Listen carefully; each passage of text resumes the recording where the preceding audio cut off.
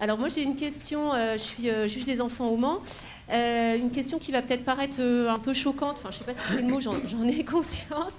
Je pense que c'est important qu'on puisse échanger sans tabou.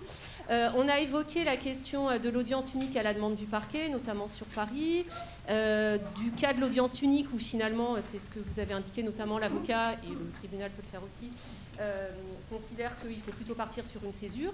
Mais on n'a pas parlé du cas où on est saisi en procédure en fait classique. On doit, je l'ai bien en tête, normalement faire une césure puisque c'est l'esprit du CJPM, c'est l'esprit du suivi des mineurs, de voir leur évolution. Mais du cas où le juge des enfants ou le TPE considérait qu'il doit statuer en audience unique. Alors si je parle de ça, c'est là aussi, et c'est pour ça que je disais tout à l'heure que c'était peut-être choquant, parce que ce n'est pas l'esprit de la réforme, je l'entends bien. J'ai aussi entendu, et je suis tout à fait d'accord là-dessus, sur le fait que normalement on ne doit pas prendre en considération des éléments matériels, c'est-à-dire la gestion de nos cabinets, la gestion de nos stocks, et que normalement on devrait pouvoir se concentrer sur l'application de cette réforme et de ses principes auxquels on adhère tous fondamentalement, ça c'est sûr. Simplement, très concrètement, pour prendre l'exemple de notre juridiction, on est à moins 50% en termes de taux, de greffe, donc on a une vacance de 50%, ce qui serait traduit par des choix, je mets bien ce mot choix entre guillemets, avec une réduction drastique des audiences en assistance éducative, c'est pas le sujet aujourd'hui, mais voilà, et évidemment aussi au pénal avec le maintien des TPE, le maintien des audiences à la main du parquet, puisque c'est comme ça que nous on avait décidé de fonctionner, parce que les mineurs étaient déjà convoqués, qui sont là, et qu'on s'est dit que ça allait être trop compliqué de tout renvoyer. Et en revanche, on a supprimé les audiences à la main du JE, dans la mesure où pour l'instant ça posait pas trop de difficultés, puisque c'était les audiences où on devait apurer notre stock, et nos audiences qui ensuite nous serviront normalement pour nos renvois sur sanction. Alors comme on n'a aucune visibilité sur la situation du greffe à court ou moyen terme, la question se pose déjà pour nous de savoir si on applique la césure, ça veut dire qu'on va être bloqué derrière sur nos autres, puisqu'on doit donner une date de renvoi sur sanction. Alors au TPE, on espère ne pas devoir supprimer davantage de TPE, voilà, mais en cabinet, comme aujourd'hui c'est des audiences qu'on a supprimées, si dans 3, 4, surtout 6 mois, puisque c'est à 6 mois qu'on doit renvoyer, on est toujours contraint de supprimer nos audiences et qu'on applique à la lettre le code, enfin la réforme, concrètement, on risque d'être bloqué. Donc, dès que voilà, les textes sont parus, c'est vrai que nous, en interne, on s'est dit, en fait, dès qu'on va pouvoir statuer en audience unique, parce que les critères sont quand même assez souples, si ce n'est le problème que pour pouvoir ordonner une peine, là, par contre, il y a un encadrement, et ce qui pose difficulté sur des mineurs qui ne sont peut-être pas connus, mais qui ont commis des faits graves. Donc, vraiment, voilà, il y a des choix un peu à faire de gestion de stock, parce qu'on sait que tout le stock, il va falloir à un moment donné le passer. Donc, ma question est la suivante. Est-ce que vous, en interne, vous vous êtes dit entre vous, et évidemment, tout ça dépend de chaque situation, et c'est compliqué d'avoir des politiques communes, alors qu'à chaque fois, il y a des situations individuelles derrière, mais est-ce que vous, en interne, dans vos juridictions, vous vous êtes dit on applique plutôt la césure par principe et l'audience unique à la main du JE ou du TPE est une exception, ou est-ce que, comme nous, on s'autorise à le dire, c'est peut-être choquant et voilà, on va plutôt appliquer l'audience unique par principe, parce que sinon on n'y arrivera pas, et la césure sera l'exception. Voilà. C'est ma question. Est-ce que c'est un sujet tabou? Est-ce que c'est un sujet qui existe? Ça m'intéresse de savoir si on est une exception, ou si les collègues se pose aussi cette question.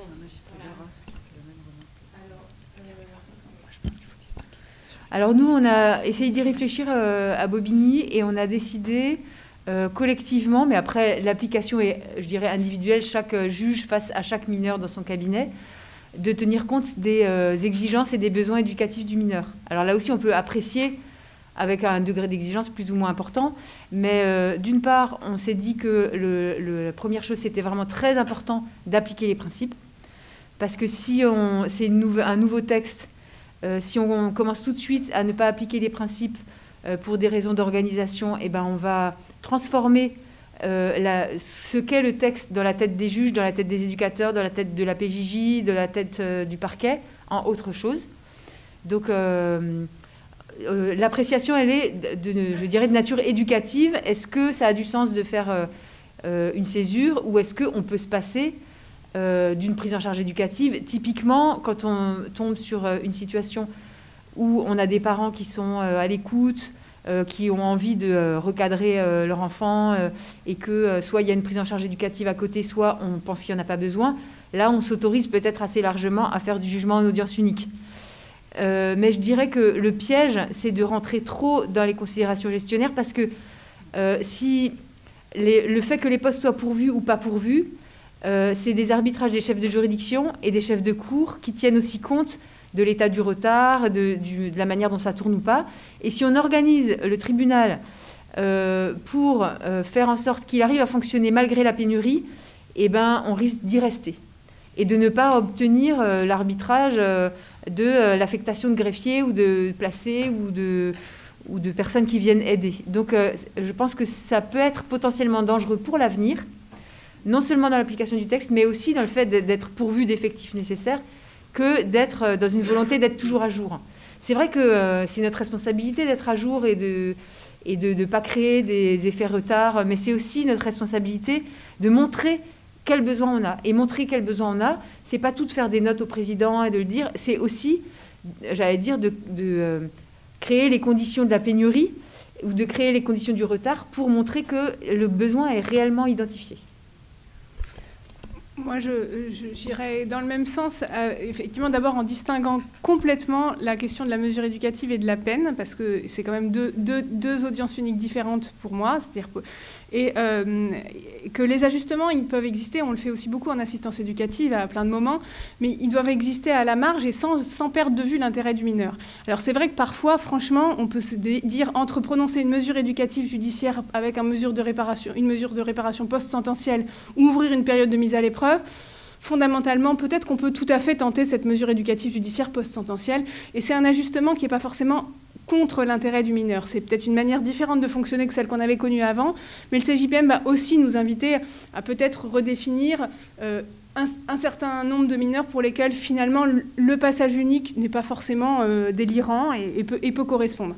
Mais en revanche, se priver d'une mise à l'épreuve pour le prononcer d'une peine dans des conditions qui sont quand même... alors que, par exemple, il y a peut-être eu un rapport pour une mesure éducative antérieure, mais moi, par exemple, j'ai comme position que la première peine ne peut pas être prononcée sans une mesure éducative, y compris sans une mise à l'épreuve, c'est-à-dire y compris s'il y a eu déjà une sanction antérieure qui était une mesure éducative.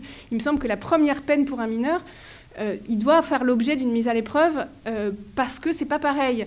On peut avoir fait une infraction quand on avait 13 ans, avoir pris une mesure éducative et recommencer plus tard. Et c'est pas pareil d'être dans le cadre de retravailler dans le cadre d'une mise à l'épreuve alors qu'on risque une peine parce qu'effectivement c'est des faits plus graves et qu'on a déjà eu des condamnations antérieures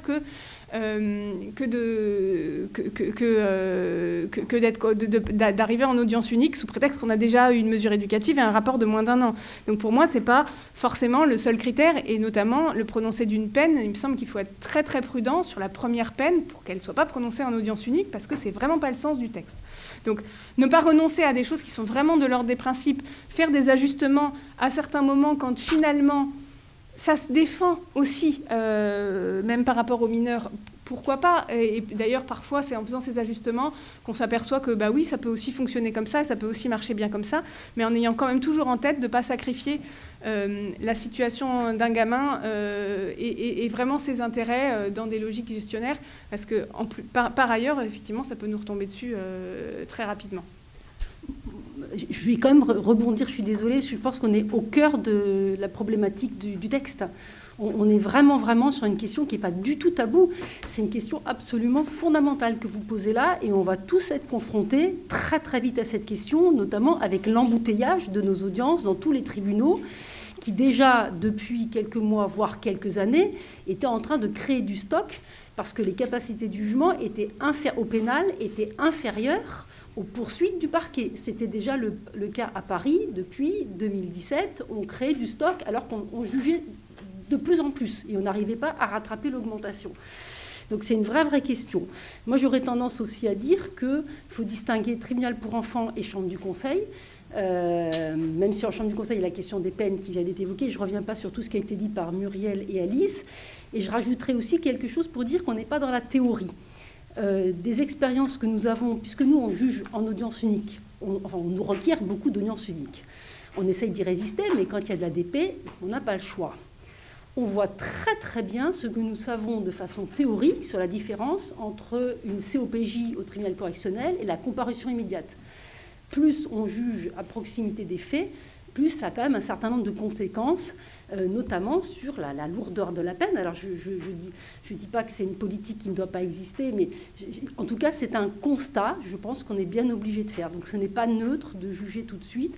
Donc c'est pour ça que je pense que la distinction, elle est vraiment à faire entre chambre du conseil et tribunal pour enfants. Et je rajoute aussi, du coup, pour revenir sur la problématique de fond, sur la question, effectivement, de la gestion de nos difficultés d'effectifs et de la question des variables d'ajustement. Jusqu'à présent, on nous l'a beaucoup reproché au demeurant. On avait effectivement tendance à conserver l'AE parce que c'était un contentieux à délai d'ordre public. Et on avait tendance à laisser des stocks se créer au pénal. En tout cas, c'était le choix qu'on faisait à Paris en triant entre les procédures les plus importantes, l'ordre public, intérêt du mineur, etc. C'est comme ça qu'on gérait la pénurie. Aujourd'hui, évidemment, je pense qu'on est parmi les seuls juges dans un tribunal qui avons 2 contentieux à délai. On n'a plus aucune marge de manœuvre. On met de côté la GBF, déjà on ne convoquait plus. Alors, est-ce qu'on va totalement tout dégrader, arrêter de faire de l'AE en convoquant? Ça me paraît absolument impossible de faire de l'AE sans audience. Alors, qu'est-ce qui nous reste? Il nous reste, ce qui a été indiqué par Alice et Muriel, il nous reste d'alerter notre hiérarchie, d'effectivement trier au pénal et de dire on ne demande pas à un juge d'instruction de faire des instructions totalement bâclées, on ne demande pas au tribunal correctionnel de bâcler ce qu'il fait. Pourquoi nous, juges des enfants, sacrifierions ce qu'il y a le plus important dans notre office? Notre office, ce n'est pas de rendre des décisions à la chaîne dans des délais, même si les textes imposent des délais, qu'on va tout faire pour les respecter. Notre office, c'est prévenir la récidive, c'est réinsérer, c'est aider des gamins d'une façon ou d'une autre. À partir de là, on priorise sur qu'est-ce qui nous permet de remplir notre office. Et après, on essaye de collectivement, parce que c'est ça aussi la difficulté, se mettre d'accord sur qu'est-ce qu'on fait, avertir notre hiérarchie, s'y tenir, et puis essayer de considérer qu'effectivement, c'est une logique collective et pas individuelle. Parce que la difficulté, elle est là, c'est qu'on est tous des juges individuels de cabinet, c'est notre grandeur, notre force, mais c'est aussi notre difficulté de se dire, voilà, c'est pas un tel, c'est tous les tribunaux de France, on a tous la même difficulté et il faut qu'on arrive à le faire savoir, autrement je pense qu'on va être au devant de grandes difficultés. Et je partage ce que disait surtout Muriel, c'est que c'est maintenant qu'il faut arriver à alerter. Si on fait maintenant des pratiques qui nous mettent en difficulté nous-mêmes dans notre office, ce sera difficile de revenir dessus. Après, j'ai conscience que c'est 1000 fois plus facile de dire ça de ma place à moi, ou celle de Muriel, à 16 juges convaincus. Évidemment, on a une force de frappe, entre guillemets, pour dire, voilà, c'est bien plus facile qu'à 2 ou 3 ou 4. J'en ai vraiment conscience. Et c'est pour ça aussi que je pense que c'est important, c'est le rôle de la FMJF, et c'est notre rôle à tous d'être dans un collectif et non pas Mans d'un côté, Le Mans, etc., mais qu'on soit tous d'accord sur ces fondamentaux. Pourquoi vous ne profitez pas de la journée du 15 pour faire une tribune là-dessus? Une tribune collective, enfin. Restez pas chacun dans votre coin. Faites une tribune collective, c'est un sujet majeur, c'est l'avenir des jeunes. C'est du travail, et la journée du 15 qui arrive. De côté des syndicats, d'un certain nombre. Mais non, mais parlez pas syndical. La force de ce mouvement, c'est que c'est pas seulement un mouvement syndical, c'est un mouvement général de tous les magistrats. Là, c'est absolument majeur ce que vous dites, et il n'y a que nous dans la salle. Faites une tribune, et que ce soit le 15, et que ce soit diffusé, et que l'avenir des jeunes est quand même en jeu. C'est pas possible. C'est pas moi, je vous demande rien. Si vous permettez, alors je m'associe à tout ce qui vient d'être dit, incluant ce que vient de dire Dominique. Alors, juste une précision par rapport à ce matin, puisque je voulais que ce soit clarifié. Quand je disais qu'avant le CJPM, des fois, il y avait un petit peu de difficulté sur Paris, je parlais de l'UEAT avec le tribunal pour enfants, ça a toujours très très bien fonctionné. Je le dis parce que je crois que c'est important de repréciser. Non, mais voilà, si mes propos ont été mal compris, je vous présente mes excuses. Alors, le deuxième point par rapport à ce que vous indiquez. J'ai entendu un de vos collègues, effectivement, du nord de la France, je crois que d'Arras, sauf erreur, qui faisait également les mêmes remarques, en disant on risque de très très vite basculer sur les audiences uniques et donc de ne pas appliquer le dispositif de la mise à l'épreuve éducative. Tout le monde a dit, le CJPM, on en fait... il y a vraiment un certain nombre de choses trappes, si vous me passez l'expression, dans ce code de justice pénale des mineurs. Et en fait, il va être ce que vous en faites, ce que les éducateurs en font et ce que les avocats vont en faire. Et je pense que je ne peux que rejoindre tout ce qui a été dit. C'est-à-dire que si on ne s'arc-boute pas aujourd'hui sur les principes qui ont été rappelés au début de ce code de la justice pénale des mineurs, il ne va bientôt plus rien rester de notre justice des mineurs. Et ça en tant qu'avocat, mais probablement vous aussi en tant que magistrat, je trouve ça profondément inquiétant et je pense qu'il faut pas lâcher là-dessus. La deuxième chose, c'est qu'il faut aussi être vigilant sur est-ce qu'il y a eu une mesure éducative judiciaire provisoire ou pas avant cette audience d'examen de la culpabilité, parce que je pense que ce n'est pas exactement non plus la même chose. Compte tenu des délais qui sont très courts, 10 jours, 3 mois, on risque d'avoir un début de commencement de mesure éducative qui va être simplement en cours au moment de cette audience d'examen de la culpabilité. Si le magistrat fait le choix effectivement de faire application de l'audience unique à cette audience, à ce moment-là, quid de ce point de départ de cette mesure éducative qui peut aussi amener des choses pour comprendre le passage à l'acte. Et puis le troisième élément, c'est que c'est déjà arrivé, moi j'ai déjà 2 exemples, pas personnels mais qui m'ont été rapportés, où le magistrat ne l'a pas signalé à l'avocat de la défense. C'est-à-dire qu'en fait, au moment où la personne est arrivée à l'audience, il a été demandé aux parties leurs observations sur la possibilité de ne pas mettre en place la procédure de mise à l'épreuve éducative et de statuer en audience unique. Et on ne prépare absolument pas un jeune de la même manière quand on le prépare à une audience d'examen de la culpabilité, en lui disant on va examiner ta culpabilité et tu seras ensuite, la sanction interviendra plus tard après une mise à l'épreuve éducative, que si évidemment les deux se passent le même jour. Donc ça, c'est important, si à un moment donné ce choix se fait, parce qu'il peut arriver de façon ponctuelle, etc., je me permets de passer le message, ce serait bien qu'on puisse, nous, en tant qu'avocats, mais même les éducateurs, être associés, être prévenus à l'avance. Je pense que c'est important. Parce que, encore une fois, on ne prépare pas le mineur à la même façon. Et le dernier point, et j'ai terminé, c'est que sur ce point, c'est que il y a la victime aussi. C'est-à-dire que les civilement responsables, la victime qui est convoquée à cette audience d'examen de la culpabilité, il faudra bien s'assurer effectivement qu'elle est valablement. On le sait tous, hein, quand il y a une procédure de mise à l'épreuve éducative, elle a une entre guillemets seconde chance. À la deuxième audience, l'audience de sanction, là, quid. Je le mets aussi dans le débat. Alors, juste pour revenir... Et rebondir, après la pratique, moi je suis d'accord, effectivement, les principes ils vont pas être sacrifiés au nom de la gestion, mais c'est vrai que si on se projette, moi j'ai essayé de me projeter sur les audiences de sanction, on commence déjà à peut-être manquer de place pour la culpabilité, hein, c'est une réalité, puisqu'on a défini des créneaux.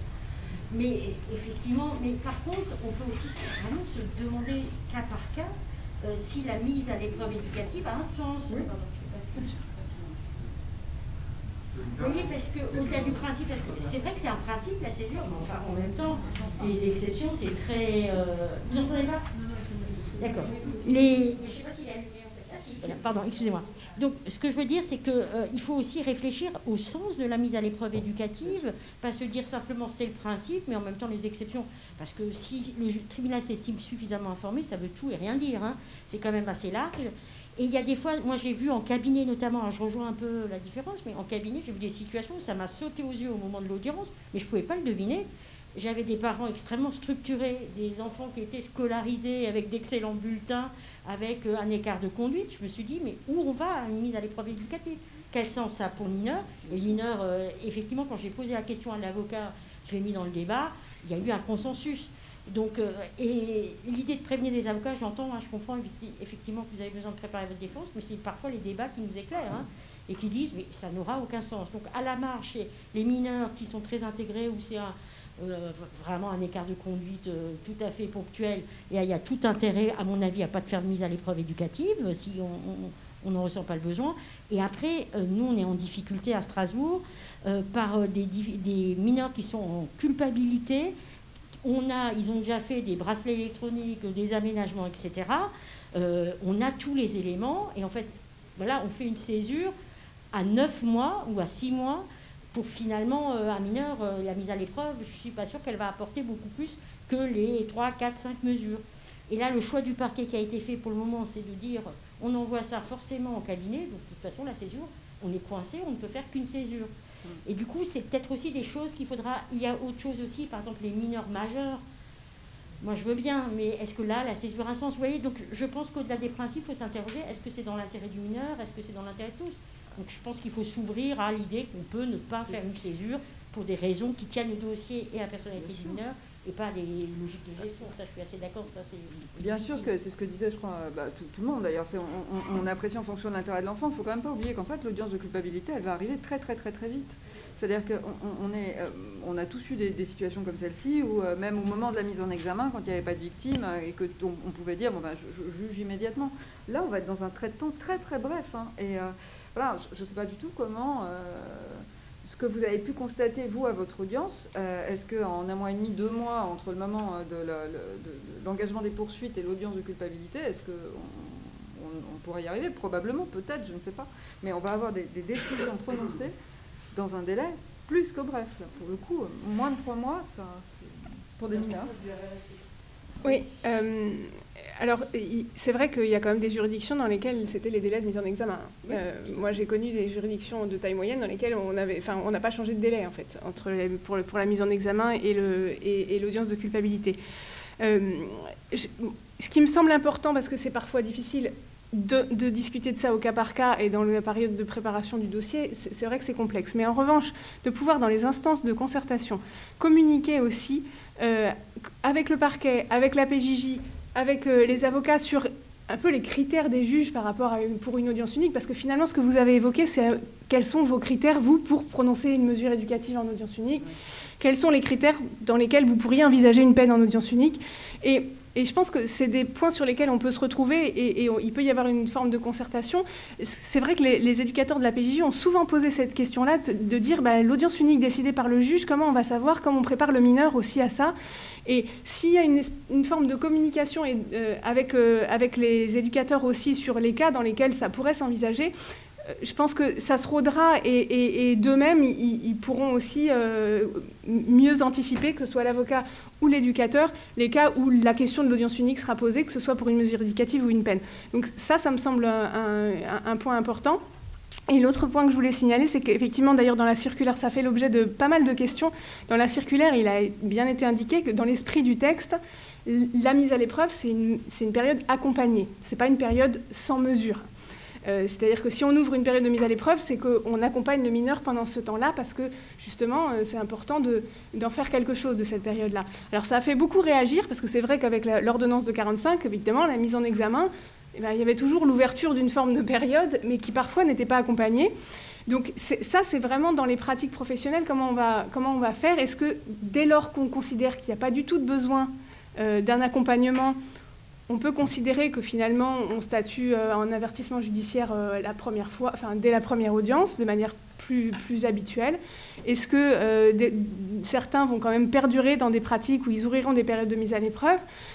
On a eu pas mal de fois ce débat-là. Moi, je questionne quand même le fait d'ouvrir une période de mise à l'épreuve simplement pour dire aux mineurs attention, je veux pas que tu recommences. Parce que c'est vrai que finalement, c'était un peu notre discours, ce qui parfois le met dans une position un peu différente. Voilà, c'est un peu juste l'ajournement, finalement, le risque de récidive. Ou est-ce qu'on ne peut pas simplement lui dire avertissement judiciaire et puis de toute façon, s'il recommence, là, on ouvrira une période de mise à l'épreuve. En tout cas, c'est des vrais débats, ça, aujourd'hui, de savoir ce qu'on fait. Est-ce qu'on ouvre des périodes de mise à l'épreuve sans rien mettre, sans aucun contenu? Ce n'était pas forcément le sens du texte. Ou est-ce qu'on peut se permettre, finalement, de le faire de temps en temps? Le texte ne semble pas interdire, parce que le texte dit etc. Le juge statue sur les mesures provisoires, dit le texte. Et la circulaire indique oui, tout à fait. Mais l'esprit, en tout cas, l'esprit était plutôt que ce soit une période accompagnée quand même. Statut, ça peut être dire que justement, c'est pas utile. Tout à fait, ça peut être dire ça. Mais après, effectivement, à quoi sert cette période? Ça revient sur le sens qu'on donne à cette période. Non seulement ça revient sur le sens qu'on donne à cette période, probatoire, accompagnement, et juste on se prive dans ces cas-là de la déclaration de réussite éducative, hein, puisqu'on est bien d'accord. Voilà. Dans les mesures qui peuvent être prises, il y a l'avertissement, la MEJ, la dispense de mesures et cette fameuse déclaration de réussite éducative qui est conditionnée par cette mise à l'épreuve éducative. Voilà, juste. Tout à fait. Mais ça, c'est... C'est quand même réfléchir à un travail éducatif sur des mineurs qui sont parfaitement insérés, qui ont du lac, que les parents ont sanctionné. Il y a un moment où on peut se dire que les parents renvoient la balle aux parents. Moi, le sens de ne pas mettre de mesures éducatives, vers certains cas, c'est renvoyer la balle aux parents en disant que c'est moyen. Il me semble que je suis aussi dans la logique. Après, il y a des territoires où ils ont beaucoup plus pratiqué la COPJ jugement et finalement, du coup, jugement en chambre du conseil. Et du coup, cette réflexion, elle avait déjà eu lieu, mais finalement, au stade des poursuites, de se dire, pour certains, quels sont les mineurs pour lesquels finalement on se dit qu'une seule audience serait suffisante. Et c'est vrai que j'ai discuté avec des collègues qui pratiquaient dans des territoires où il y avait beaucoup de COPJ jugement. En fait, elles indiquent qu'en audience de culpabilité, elles font un peu comme elles faisaient avant, c'est-à-dire que ce qui correspondait à la COPJ jugement auparavant, puisqu'elles en avaient pas mal, elles vont s'orienter vers une mesure éducative en audience unique. Et puis, ce qui correspondait plutôt à la COPJ MEX, ça allait vers... Alors, il y avait une question là, et ensuite, partir de la deuxième. Oui. Merci. J'ai deux questions. Alors, ma première, elle rejoint un petit peu la discussion qu'on avait. Vous êtes d'où? Je suis juge des enfants à Rodez. Et la première question... Le bouton vers le haut. Voilà. Ma première question, elle rejoint la discussion qu'on avait dans le cas... Il faut rapprocher un peu. On a un niveau de délinquance qui est faible dans l'Aveyron, donc on est sur des premières mesures, des mesures les plus faibles qui existent.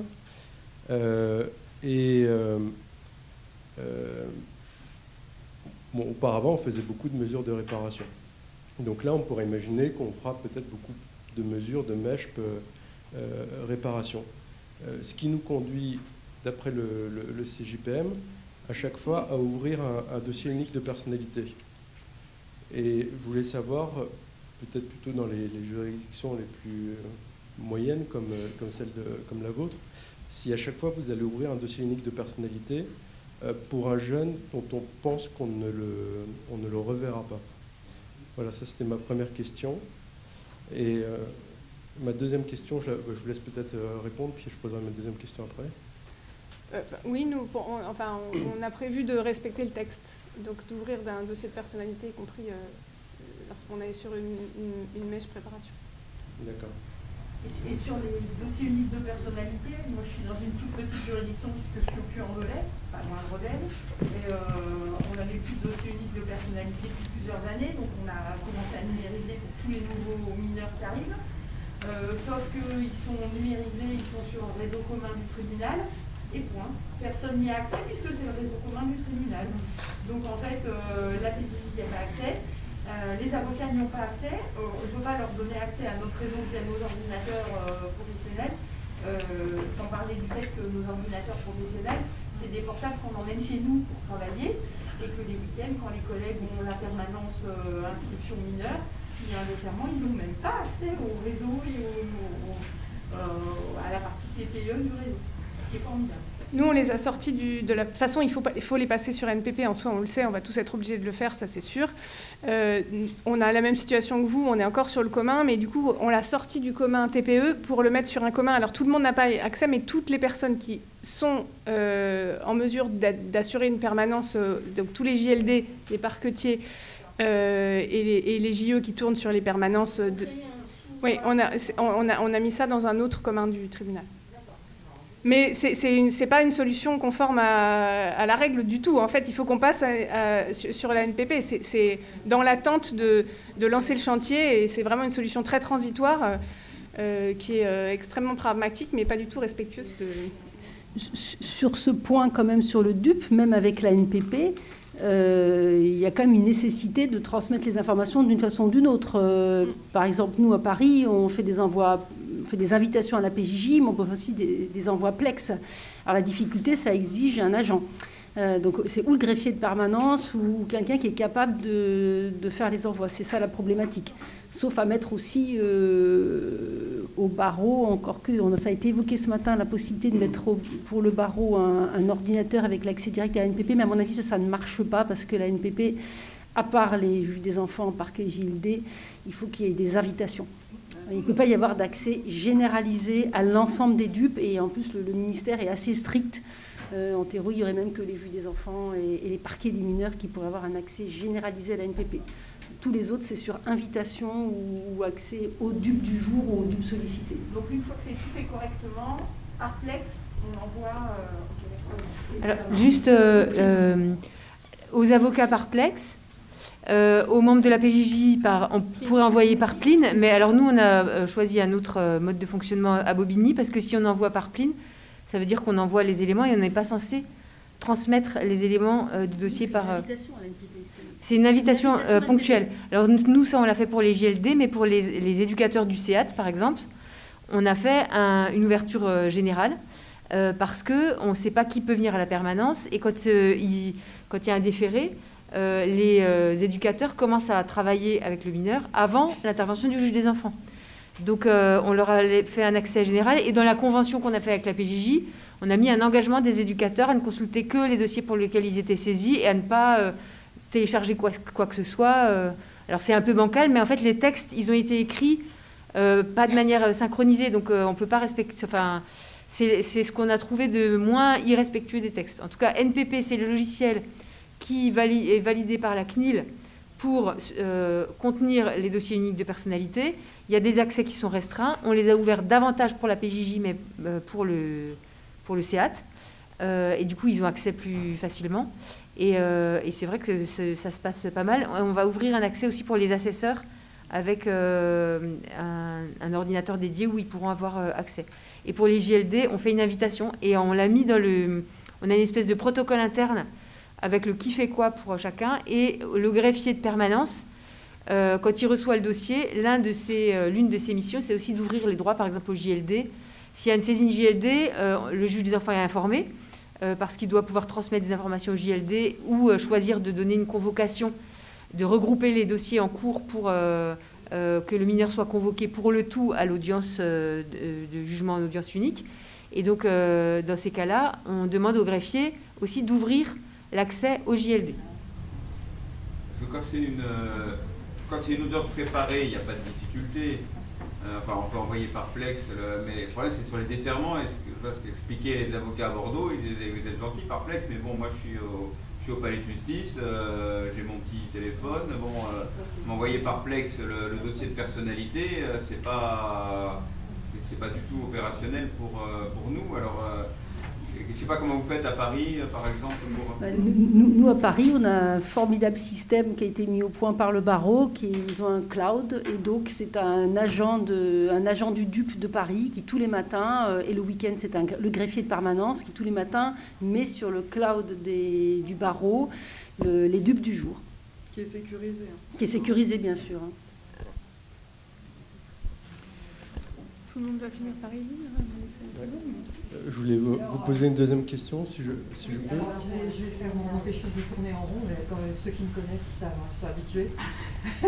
Voilà, on a d'autres intervenants cet après-midi qui ont fort aimablement accepté de décaler un peu leur temps, mais voilà, on va dire qu'on se donne peut-être une ou deux questions, et qu'après on passera au reste de nos préoccupations. Donc voilà, je vous laisse. Merci. Merci. Ma question s'adresse certainement à Maître Sully. Dans le cas où on se trouve avec une audience sur la culpabilité en chambre du conseil et que les faits sont complexes et que l'avocat va plaider la relaxe, je me suis posé la question de savoir s'il ne pourrait pas être une bonne pratique que l'avocat prévienne avant pour éviter qu'on ait tout un débat, pour se rendre compte à la fin qu'on va renvoyer devant le TPE pour que le procureur puisse, voilà, pour que ce soit contradictoire, pour qu'on ait des assesseurs. Et j'ai pensé que ça ne faisait pas forcément grief à la défense, puisque le procureur, ça donne une personne qui pourrait aussi requérir la relaxe, et deux assesseurs, ça peut aussi être des personnes qui peuvent aussi influencer la décision et aller vers la relaxe. Voilà, je voulais savoir ce que vous en pensez de prévenir pour éviter qu'on ait un débat et qu'au final on perde 1 heure d'instruction du dossier? Alors, il y a plusieurs choses. Prévenir quand on envisage de régulariser des nullités, déjà c'est bien, mais ça c'est majeur, mineur, toujours. Enfin, je pense que c'est effectivement une bonne pratique. Prévenir quand on envisage de plaider la relaxe, oui, ça fait partie également des bonnes pratiques. Après, ça relève. Je ne vois pas comment on peut on arrive à l'audience, on vous signale même en amont pour que le parquet le sache aussi, éventuellement que pour qu'il puisse décider s'il veut être présent ou pas à l'audience, qu'on envisage de plaider la relaxe. Après, il y a deux options. Soit vous considérez qu'à partir du moment où il y a une discussion sur la responsabilité pénale et sur la culpabilité, ça va relever assez, pas systématiquement, mais le plus souvent possible de la juridiction en collégialité. Et dans ces cas-là, chaque magistrat, à mon avis, apprécie les choses à sa manière, mais on peut aussi avoir des juges des enfants qui disent « Ok, vous plaidez une relaxe, je vous écoute ». Et ce ne sera qu'à l'issue, en fait, des débats que... Mais je ne vois pas comment... Qu'on prévienne, ça ne me choque pas, c'est au contraire. Mais après... Oui, ça c'est normal. C'est normal. Après, l'issue de cette information, c'est ce que le magistrat va en faire, en fait, à mon sens. Il pourra dire « Ok, très bien, je vous écoute », et in fine, malgré tout, prendre une décision de renvoi. Alors, effectivement, on aura passé 1 heure à débattre pour un renvoi devant la juridiction de jugement, mais il peut aussi aboutir à non, je statue et je rentre en voie de condamnation ou je relaxe. Enfin, après, oui, qu'on puisse prévenir en amont, si on peut, c'est bien. Je vais juste demander, est-ce qu'il y a eu des débats sur la présence du parquet, parce que vraiment, culpabilité criminelle, ça fait vraiment beaucoup de problèmes. L'idée, c'est que le parquet ne sera jamais là. Donc, est-ce que vous avez eu des débats là-dessus? Oui, nous on en a eu parce qu'on avait même imaginé prévenir le parquet quand on souhaite qu'il soit présent sur certains dossiers. Et le parquet très vite nous a dit, comme on n'a pas de renfort d'effectifs, que le déferment va nous prendre plus de temps, on ne sera absolument pas en mesure d'être présent aux audiences de cabinet. Donc ils l'ont posé comme ça. Voilà. Et du coup on s'est adapté et si jamais on doit... on a besoin d'avoir une présence du parquet ponctuelle sur un point vraiment très particulier ou des réquisitions, on leur fait une ordonnance de soit communiquée juste avant. Et si jamais c'est impossible et qu'on veut vraiment le parquet, on renvoie en audience collégiale et voilà. Au parquet, au niveau du TTR, on a mis en place une fiche réquisition parquet. Donc chaque parquetier TTR connaît son dossier et remplit une fiche où il coche si les orientations qu'il veut donner au dossier, s'il demande une chambre du conseil ou un TPE sur la culpa, et s'il veut être ou pas à l'audience de culpabilité pour soutenir l'accusation. Donc ça nous permet, je pense que c'est au niveau de la garde à vue qu'on connaît le mieux le dossier et qu'on sait s'il va falloir se battre sur la culpabilité ou si on connaît vos jurisprudences, on connaît votre façon de juger.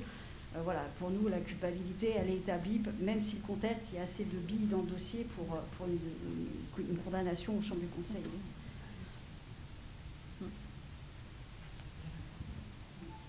Oui. Bon, eh bien écoutez, désolé de vous contraindre, mais je crois que les questions, les échanges pourront encore intervenir avec nos prochains intervenants. Je n'ai pas présenté Madame Aurore Daniel, puisque voilà, ça...